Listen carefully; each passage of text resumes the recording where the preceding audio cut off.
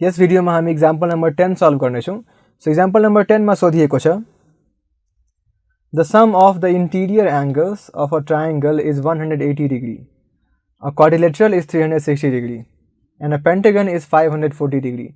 Assuming this pattern continues, find the sum of interior angles of a dodecagon. So यहाँ triangle को interior angle को sum हुन्छ 180 भने quadrilateral को हुन्छ 360 भने pentagon को हुन्छ 540 भने मानौ कि यो प्याटर्न कन्टिन्यू रहन्छ भने डोडेकागन को total number of total sum of interior angles कति होला।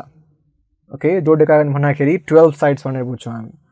सो यहाँ हाम्रो जुन प्याटर्न छ त्यो प्याटर्न हेरौँ यहाँ हामी यहाँ ट्रायंगल भनेर दिएको छ। सो हामी T3 मान्न सक्छौँ तर हामीले ध्यान राख्नुपर्ने कि यहाँ T1 र T2 एक्जिस्ट गर्दैनन् किनभने वन साइड र टू साइड भएको पोलिगन पोसिबल छैन।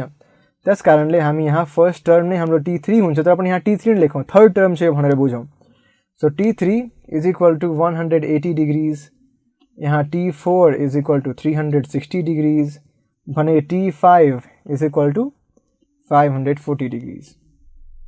ओके सो यहाँबाट हामीले A र D पत्ता लगाउनु पर्ने, फर्स्ट टर्म र कमन डिफरेन्स पत्ता लगाउनु पर्ने वा सिम्पली जनरल टर्म पत्ता लगाएर त्यसमा 12 को भ्यालु पुट गर्नुपर्ने। सो A र D चाहियो हामीलाई त्यसको लागि। सो हामी सबभन्दा पहिलो इक्वेसनबाट लेखौँ यहाँ T3 इज इक्वल टू 180 छ। सो यहाँ हामी लेखौँ T3 is equal to 180 which means or A plus 2D is equal to 180 or A is equal to 180 degree minus 2D हामी भन्न सक्छौँ। Okay good. सो यहाँ हाम्रो फर्स्ट इक्वेसन भयो। त्यस्तै अब हामी नेक्स्ट जुन क्लू छ यहाँ कि T4 is equal to 360 degrees, त्यसबाट हामी लेख्न सक्छौँ कि or A plus 3D is equal to 360 degrees भने और A जुन छ हाम्रो यहाँ A को सट्टामा हामी 180 माइनस 2D राख्न सक्छौँ। सो 180 डिग्री माइनस 2D यहाँ बिचमा फ्रम इक्वेसन 1 लेखे पनि हुन्थ्यो तर डाइरेक्ट नै राखौँ हामी यहाँ plus 3D is equal to 360 degrees. So यहाँ हामी हेरौँ अब हाम्रो यहाँ 3D माइनस 2D मात्रै D बन्न पुग्छ।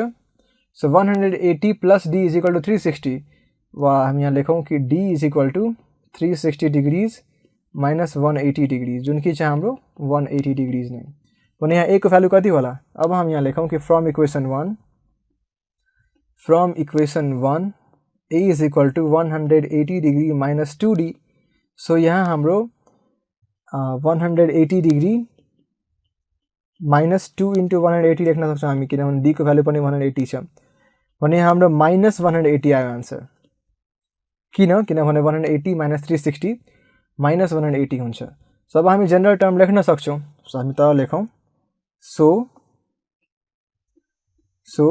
Tn is equal to A plus n minus 1D भने यहाँ A कति छ माइनस 180 भने plus n minus 1 into 180 degree किनभने D को पनि भ्यालु 180 डिग्री छ। जसलाई हामी सल्भ गरौँ अब एक्चुअली अलि सिम्प्लिफाई गरौँ।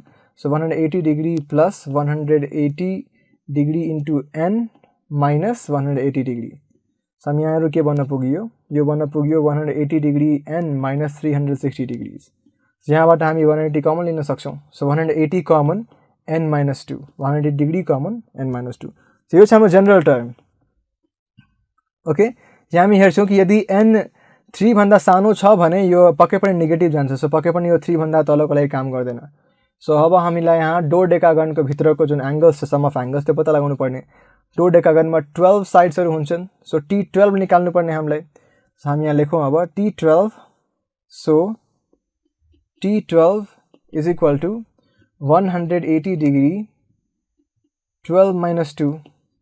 सो 180 डिग्रीज 12 माइनस 2 कति हुन्छ 10 into 10 is equal to 1800 degrees.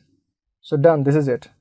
Therefore, sum of interior angles of dodecagon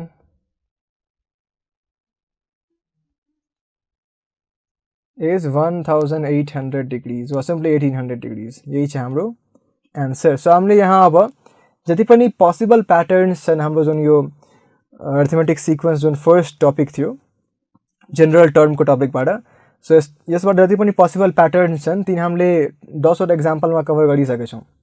अब हामी नेक्स्ट भिडियोमा आफ्नो new topic arithmetic mean start गर्नेछौँ।